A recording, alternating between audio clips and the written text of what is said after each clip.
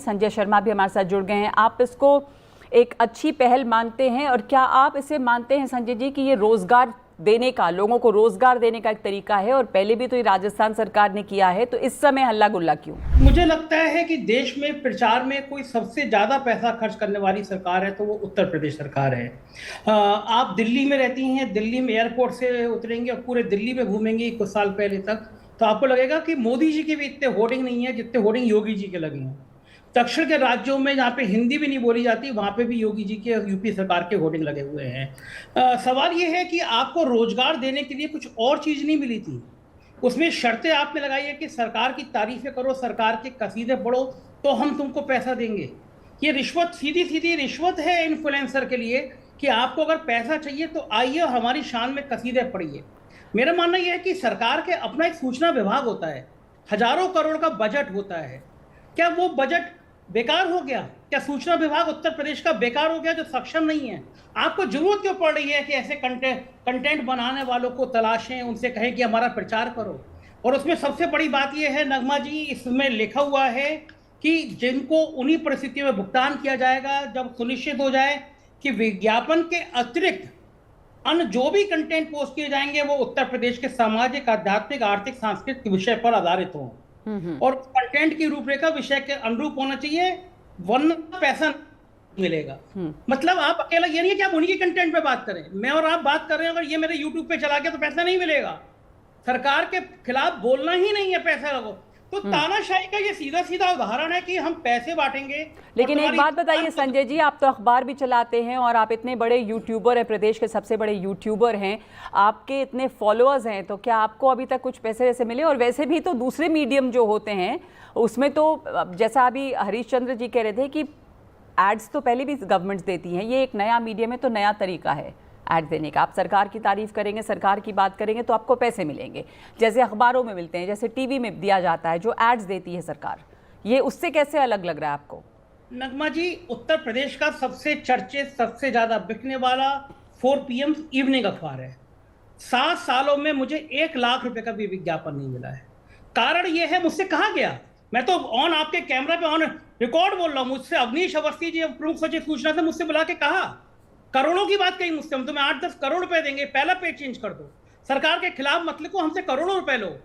हमने कहा हम संभव ही नहीं है कि अगर सरकार के खिलाफ थोड़ी ना लिख रहे हैं, जो हो रहा है वो लिख रहे हैं। आप देखिए कि ऐसे अखबार और ऐसे मैगजीन जिसका आपने नाम भी नहीं सुना होगा, उनको लाखों करोड़ों रुपए, RTI में जानकारी नहीं मिलती है। आप मान के देख लीजिए कि पिछले 7 सालों में आपने कितने अखबारों को, कितने मैगजीनों को कितना रुपए दिया। सूचना विभाग आपका RTI का जवाब नहीं देगा, तो गुपचुप क्यों रखा जा रहा है? मुख्यमंत्री जी हैं उसके सूचना के इंचार्ज, तो बताया जाना चाहिए। मेरा तो दूसरा कहना है नगमा जी, केवल एक बात और कहूंगा, मेरा तो कहना यह है कि जब पारदर्शिता की बात होती है तो उत्तर प्रदेश सरकार को चाहिए सूचना विभाग की वेबसाइट पे लिखा हो कि इस महीने किस अखबार को, किस चैनल को, किस यूट्यूबर को कहां कितना पैसा दिया गया है, जिससे लोग जान सके कि कोई मैगजीन आती है और उसमें योगी जी नंबर 1 होते हैं तो पता चलता है कि उस मैगजीन को 1 करोड़ रुपए, 2 करोड़ रुपए, 4 करोड़ रुपए दिया गया है। ये सब चीजें पब्लिक में आना चाहिए। ये हमारे टैक्स का पैसा है, ये आम आदमी के टैक्स का पैसा। आप इसको कैसे पत्रकारों पे, मीडिया पे जो आपका गुणगान करेंगे उस पर लुटा सकते हैं? ये नितांत गलत, नितांत विरोधी, जन विरोधी नीति है और मुझे लगता है कि इसको वापस दिया ही जाना चाहिए। संजय जी, आपको लगता है कि जरूरत इसलिए भी है क्योंकि ये नया तरीका है कनेक्ट करने का? तो जो चीजें पहले हम अखबारों में देख लेते थे फ्रंट पेज पे, सेकंड पेज पे, अभी तो खैर एड्स बहुत, पहले 2-3 पेज पे सिर्फ एड्स होते हैं, तो ये एक नया तरीका है, तो नई इसकी जरूरत है। आपको क्या लग रहा है, इस पॉलिसी की क्या जरूरत है? नगमा जी, पहली बात तो ये है कि लोगों का जो तरीका है, जो अखबार हैं, जो चैनल्स हैं, उनसे भरोसा कम हुआ, इसीलिए वो सोशल मीडिया पे कन्वर्ट हुए, सोशल मीडिया पे ट्रांसफर हुए।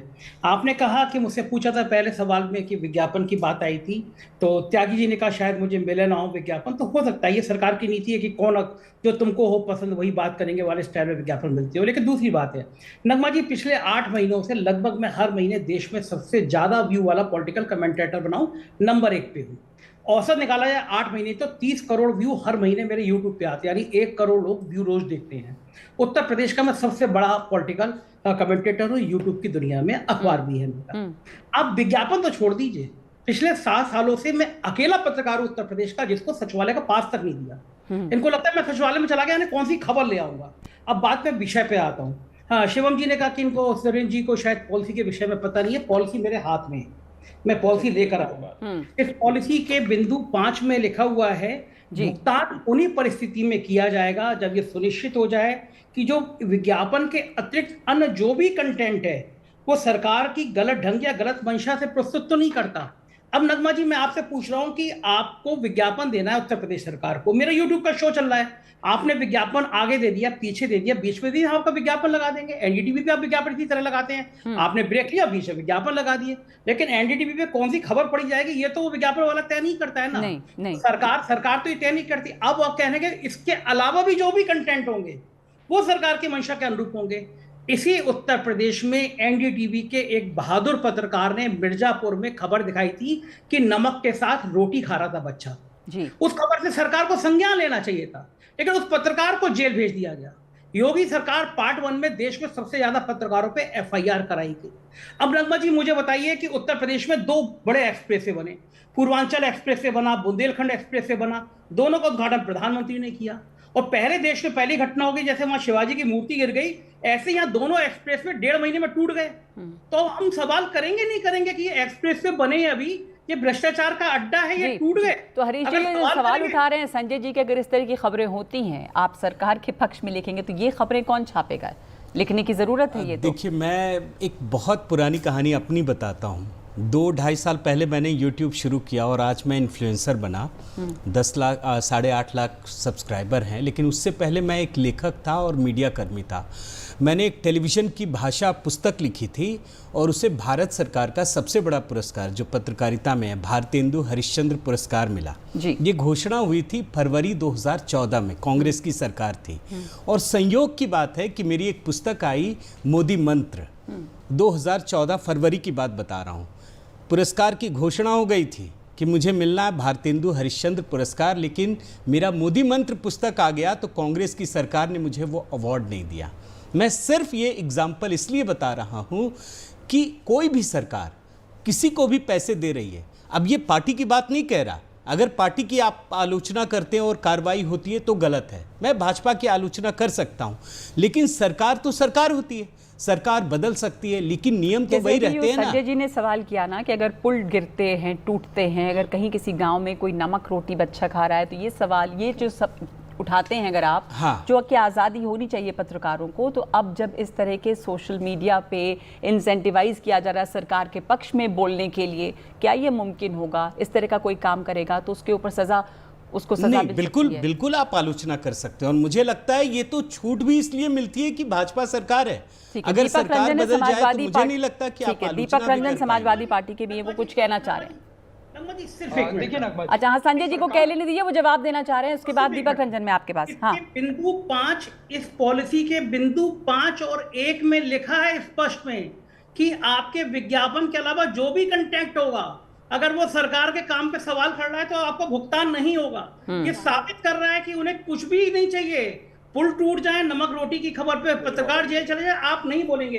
नगमा जी, बस 1 मिनट का टाइम और लूंगा। हाँ। उत्तर प्रदेश नहीं, देश में माहौल बन गया है। 6 महीने पहले मुझे मिशिगन यूनिवर्सिटी में अमेरिका में बोलने के लिए बुलाया गया। मैं कलकत्ता गया, मेरा इंटरव्यू हुआ और वहाँ जो ले रहे थे वीजा के लिए, उन्होंने कहा congratulation, visa approve. Michigan university ने मेरे को ट्वीट कर दिया कि संजय शर्मा आ रहे हैं। अचानक मेरा जो वीजा मिल जाना था, जो पासपोर्ट 4 महीने में दिन में मिल जाता है, वो गायब हो गया, वो मिला नहीं। मैं उनको मेल कर रहा हूँ कि मुझे अमेरिका जाना है, वहां से लिखा गया कि आपका प्रोसेसिंग में चल रहा है। नगमा जी, हैरानी की बात यह है, और मैं इसलिए आज आपके मंच से कहना चाहता हूँ, 6 महीने हो गए, मेरा पासपोर्ट तक वापस नहीं आया है। ये इस सरकार की नीतियों का हाल है कि आप किसी भी मंच पे कुछ बोलेंगे तो सरकार पे सवाल खड़े करने जैसा हो तो आपका किया जाएगा। और ये सोशल मीडिया पॉलिसी। एक सेकंड, दीपक रंजन, आपकी क्या आलोचना है इसके ऊपर? दीपक रंजन भी आपने जोड़ना चाह रहे हैं, समाजवादी पार्टी। अकबर जी, देखिए, सरकार की और बीजेपी की अपनी आईटी सेल है, अपना मीडिया सेल है, ये अपनी रीचेस बढ़ाएं और जो भी इनकी सरकार की योजना है वो लोगों के बीच में जा करके, चाहे गांव में दे, देहातों में दे, शहरों में दे, मोहल्ले में दे, गली तक, जहां तक पहुंचा सकते हैं, अपनी रीचेस को बढ़ाएं। देखिए, समाजवादी पार्टी की भी जब सरकार थी नगमा जी, तो अखिलेश यादव जी जो थे, जब मुख्यमंत्री थे, तो वो जो पार्टी के खिलाफ बोलता था, जो आलोचनाएं करता था, जो मीडिया, जो सोशल मीडिया, जो भी सोशल प्लेटफॉर्म में, तो अखिलेश जी उसका संज्ञान लेते थे और अधिकारियों को बुला करके इंस्ट्रक्ट करते थे कि ये चीजें सोशल मीडिया पे आ रही, इसके मतलब कहीं ना कहीं अनियमितता है। हमारे बीच में आदरणीय संजय शर्मा जी बैठे हुए हैं नगमा जी, और ये तथ्यों के आधार पर सरकार की जो भी चीजें हैं, जो भी कमियां हैं, उसको जनता के भी लाने का काम करते हैं। आज ऐसे नहीं इनका ये 60 लाख से ऊपर के सब्सक्राइबर हो गए, नहीं, जब जब अखिलेश यादव थे तो वो भी रेडियो और तमाम तरह के दूसरे मीडियम को इस्तेमाल करते थे अपने कामों के प्रचार प्रसार के लिए। ऐसा नहीं है कि सरकारों ने इस्तेमाल नहीं किया है। अब जब सोशल मीडिया का इस्तेमाल हो रहा है तो समस्या क्या है आप लोगों को? जी, आपका अपना आईटी सेल है, इनका अपना आईटी सेल है, भारतीय जनता पार्टी का अपना मीडिया सेल है, आईटी सेल है, आप उसकी रीचेस बढ़ाइए ना।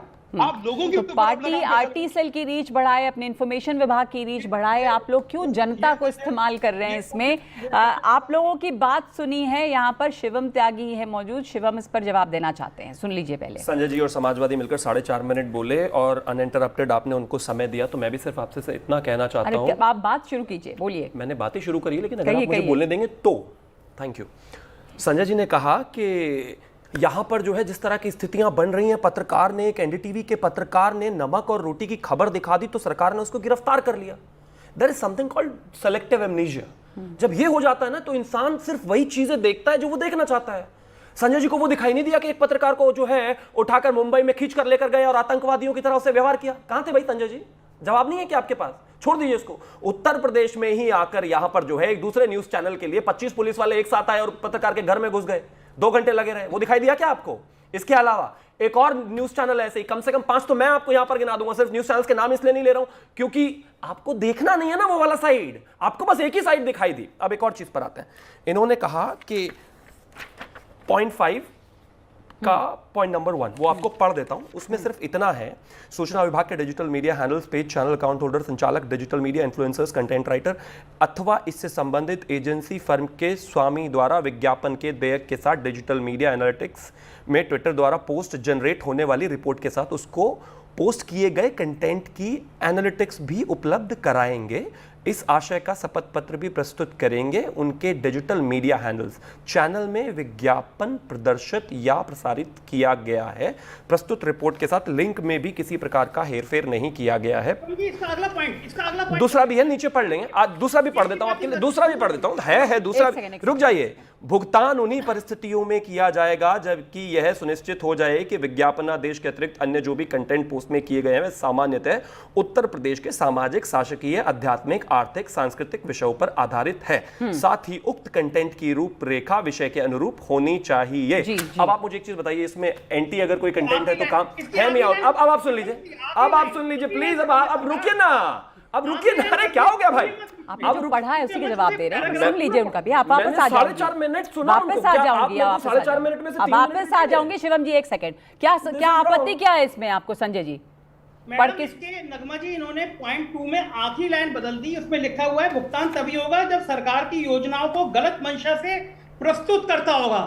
आखिरी लाइन छोड़ दी इन्होंने, बड़ी सफाई के साथ शिवम जी ने छोड़ दी। बिल्कुल नहीं छोड़ी है, अगर हम बम्बई बिल्कुल नहीं छोड़ी। अब मैं जवाब दे सकता हूं, मुझे उनको आपने 4.5 मिनट दिया था। बोलिए। मैं सम्मान से संजय जी सुन लीजिए इनका। मैं अभी तक किसी के बीच में बोला नहीं हूं। वो बहुत नाराज हैं, उनको बाकी पत्रकारों के नाम याद नहीं रहते, बाकी लोगों की गिरफ्तारियां याद नहीं रहती। संजय जी आप 1 मिनट सुन लीजिए। चलिए, बाकी पत्रकारों के साथ जो व्यवहार होता है उनको वो सब याद नहीं आता, लेकिन सिर्फ उत्तर प्रदेश याद रहता है उनको। पंजाब में एक महिला पत्रकार को जो है गिरफ्तार कर लिया जाता है, वो जान नहीं पाते। राजस्थान की पुलिस आ जाती है, वो जान नहीं पाते। महाराष्ट्र की पुलिस किसी पत्रकार को ले जाकर आतंकवादी की तरह ट्रीट करती है, वो जान नहीं पाते, क्योंकि जाहिर है ना वो सिर्फ उत्तर प्रदेश दिखता है। अब आगे आता हूं। इस देश में मुझे कोई भी एक ऐसा मीडिया चैनल में कोई भी एक ऐसा विज्ञापन बताइए जिसके लिए सरकार अपने ऊपर एंटी लिखे जाने पर भी पैसा देती हो। कहीं नहीं देती भाई। अगर 4 PM एडिटर को भी पैसा मिलेगा, मतलब उस पर वो सजा कार्रवाई करे, वो ये कह रहे हैं पैसा ना दे। आप एंटी क्रिटिसिज्म तो कर सकते हैं। कौन इसके रोक लिए रहा है? किसको रोक रहा है? किसने रोका? कहां लिखा है कि क्रिटिसिज्म नहीं कर सकते? मैं तो सिर्फ यही कहना चाहता हूं कि अगर क्रिटिसिज्म के लिए भी पैसा दिया जाने लगा तो सब देंगे ना, लेकिन ऐसा नहीं होता। ऐसा नहीं होता। मैं उन चीजों को भी जानता हूं और उन बातों को भी जानता हूं जहां पर एड्स भी जोड़ना चाह रही हैं। 10 सेकंड और दे दीजिए। आपने कहा एड्स नहीं हम वापस करते। इस देश में ऐसी भी पार्टी है जो अगर एंकर उनके खिलाफ बोल दे तो वो प्रवक्ता नहीं भेजते।